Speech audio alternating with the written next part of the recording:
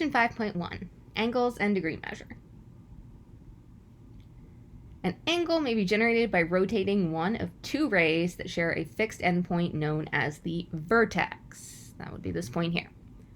One of the rays is fixed to form the initial side, and then the second ray rotates to form the terminal side. And that gives us our angle. Usually we use Greek letters to represent the angle. That's an alpha, although frequently we also use theta. If the rotation is in a counterclockwise direction, the angle formed is a positive angle. If the rotation is clockwise, it's a negative angle. An angle with its vertex at the origin and its initial side along the positive x-axis is said to be in standard position. Right? So the initial side is on the x-axis, and then the terminal side is somewhere else.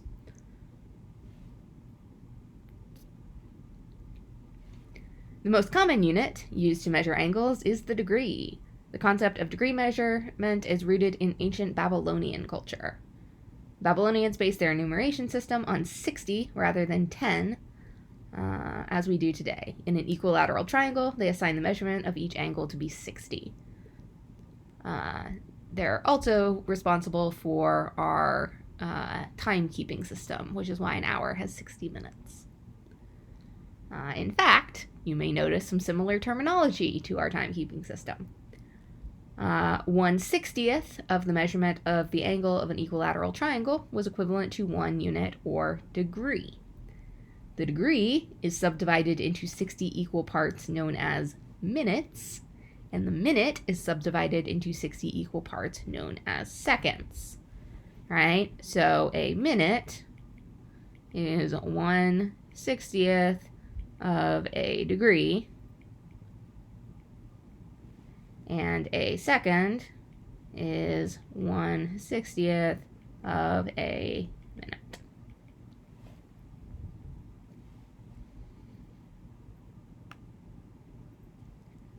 The sextant is an optical instrument invented around 1730. It is used to measure the angular elevation of stars so that a navigator can determine the ship's current latitude. Suppose a navigator determines a ship in the Pacific Ocean to be located at north latitude 15.735 degrees. How can this be written as degrees, minutes, and seconds? So the 15 in front of the decimal place is a whole number of degrees. So it's definitely going to be 15 degrees. Then we take that 0.75, right? So there are 60 minutes in 1 degree, and we have 0.735 of a degree. So we can use our dimensional analysis, cancel out the degrees, and do, I was just supposed to cancel the degrees, but do 60 times 0.735, and that'll give us our number of minutes, which is 44.1. Okay, so this is our whole number of minutes. And then this 0.1, right? We have 0.1 minutes, and there are 60 seconds in 1 minute. Dimensional analysis again. 0.1 times 60 is 6 seconds. So we end up with 15 degrees, 44 minutes, 6 seconds.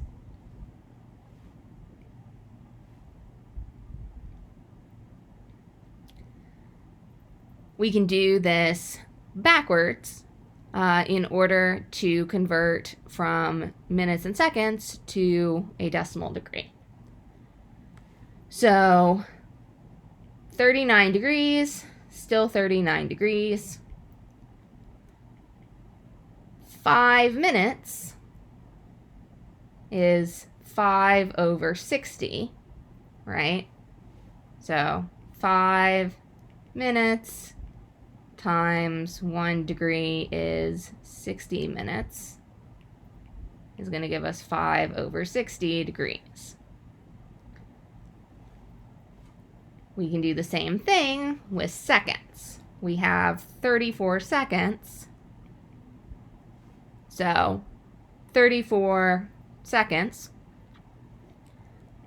There are 60 seconds in 1 minute and 60 minutes in 1 degree. So our seconds cancel out and our minutes cancel out, and we get 34 over 60 times 60 as our degrees there.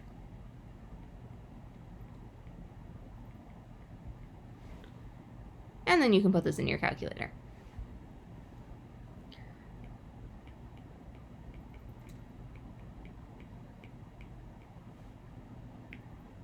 And I come up with 39.093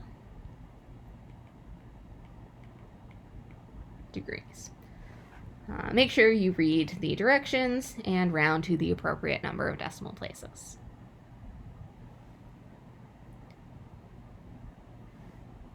All right, give the angle measure represented by each rotation.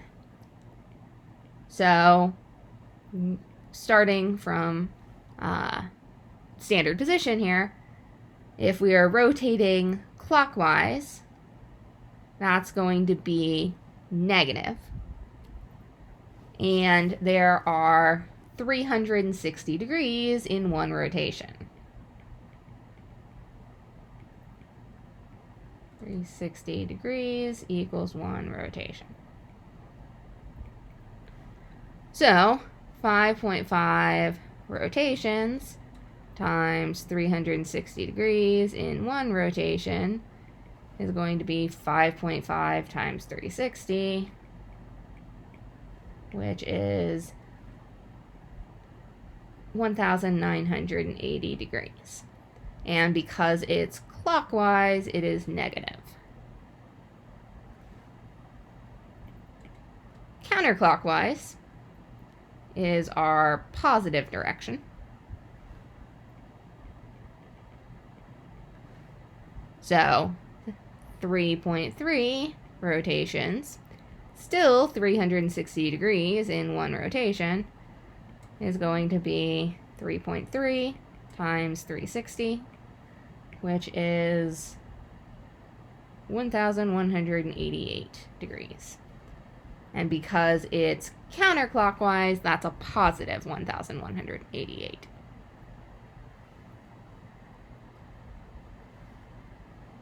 Two angles in standard position are called coterminal angles if they have the same terminal side.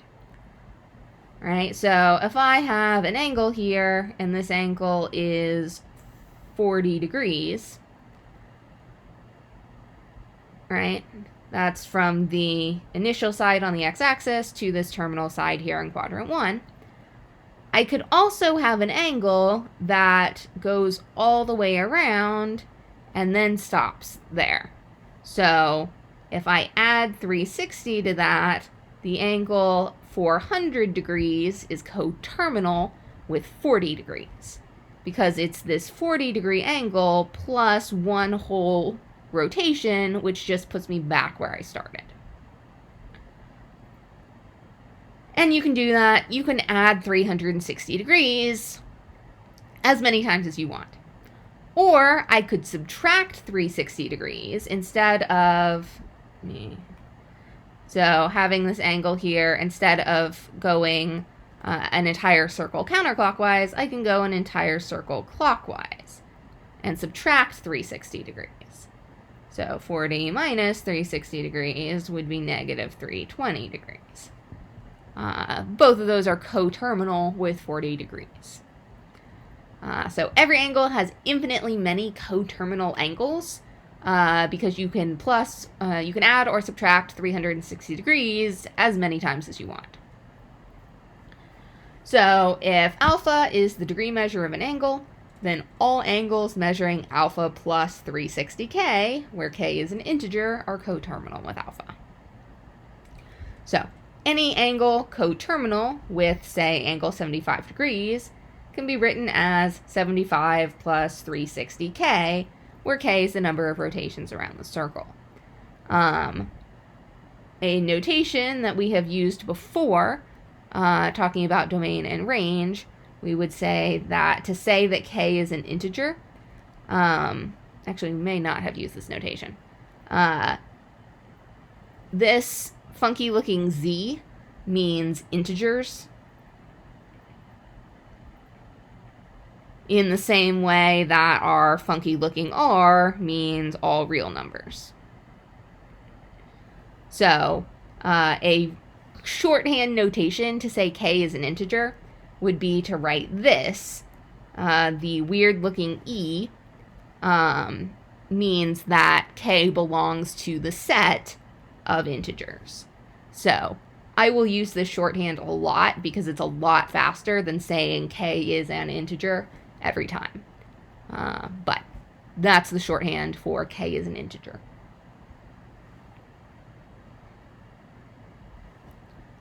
Identify all angles that are coterminal with each angle, then find one positive angle and one negative angle that are coterminal. So the coterminal angles is just going to be 45 degrees plus 360. I want my k inside the degrees there. Plus 360k degrees, where k is an integer. There, that's it. All you have to write for the first part.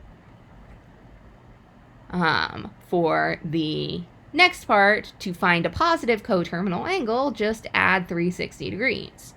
Or any multiple of 360, but easiest if we make k be 1.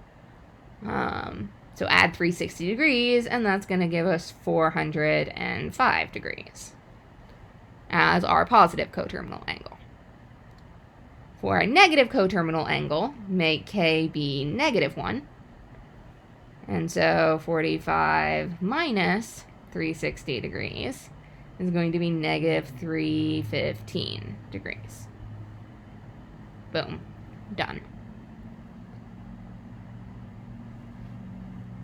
For 225 degrees, all angles that are coterminal are going to be 225 plus 360k, where k is an integer.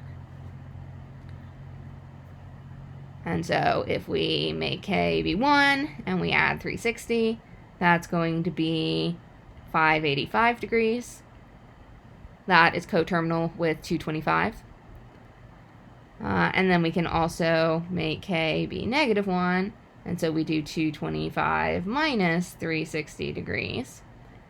And that's going to be 135 degrees, negative 135 degrees. Done. Very easy. If each angle is in standard position, determine a coterminal angle that is between 0 and 360. So all we have to do is add or subtract 360 until we get an angle that is between 0 and 360. So in this case, this is bigger than 360. So we want to subtract 360. And that's going to give us 415. That's still bigger than 360. So we want to subtract 360 again. And that's going to give us 75. That doesn't sound right. 55. 55 degrees. So 55 degrees is coterminal with 775 degrees and is between 0 and 360. Our quadrants, right, this is 0. 90 degrees is a right angle. 180 degrees, 270 degrees, and then 360 degrees is a full circle. So 55 degrees is between 0 and 90, so that's in quadrant 1. Negative 1,297 degrees is less than 0, So we want to add 360. We add 360, and that's going to give us negative 937 degrees. And then we add 360 again, and that's going to give us negative 577 degrees. Still less than 0. We add 360 again, and that's going to give us negative 217 degrees, which is still less than 0. So we add 360 again, and that is going to give us a positive 143 degrees.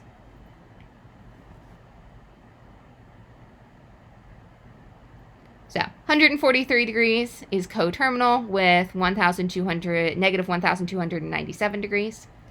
And this angle is between 90 and 180. So this would be in quadrant 2. All right, this is quadrant 1, quadrant 2, quadrant 3, quadrant 4.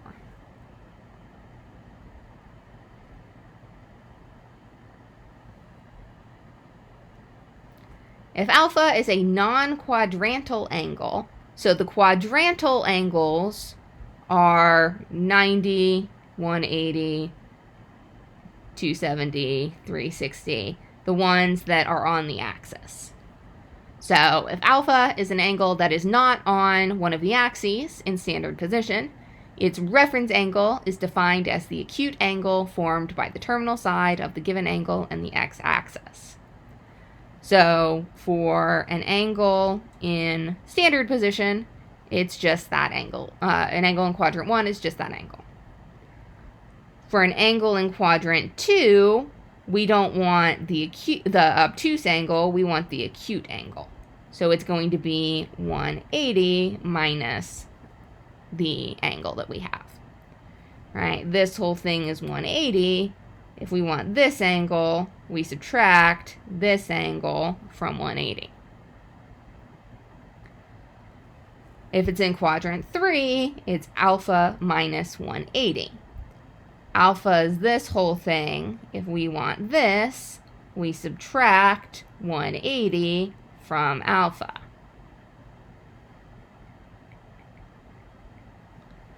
And then, if it's in quadrant 4, we want this angle. So 360 would be all the way around. We subtract this part, and that gives us just the acute angle.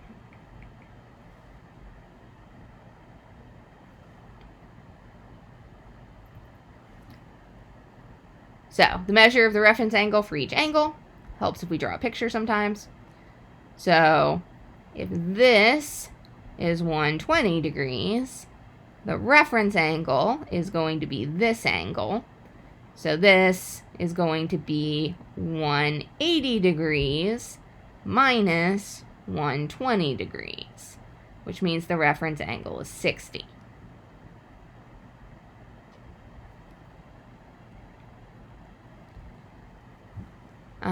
For negative 135 degrees, that's going to be here. All right, so this angle, negative 135, we want this angle. So again, this whole half circle is 180, or negative 180.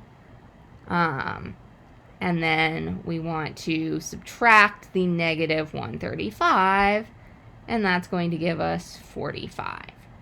Technically, it's negative, but our reference angle should always be positive. So if you get a negative, just make it positive. And that would be this angle.